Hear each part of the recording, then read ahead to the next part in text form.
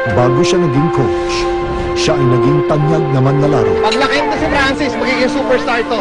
Bago siya naging mabuting ina, siya ay naging mapagmahal na asawa. Mahal kita. Bago tumama ang trahedya, Maricar? sana'y nakapaghanda muna sila.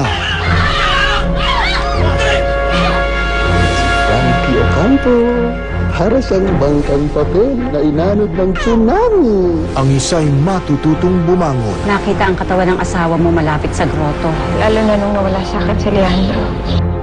Pinuhos ko lahat ng pagmamahal ko ng buong buhay ko kay Leo. Lalo na ngayon lumalaki na siya. Hindi ko man lang inalam kung nasan yung pamilya niya. Ang isa'y malulugmok sa kalungkutan.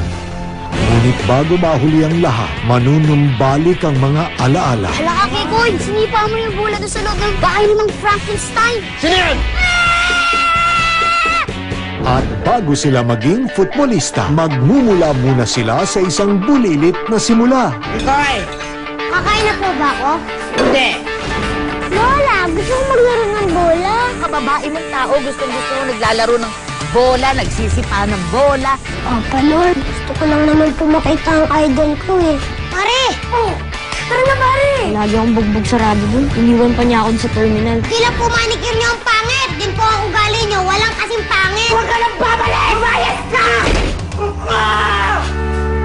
Sisipa na ngayong Hulyo ang pinakabagong football superstars ng bayan. Lalaki ang anak mo. Lapit nang mapunta sa'yo ang lahat ng atensyon ng madlang football.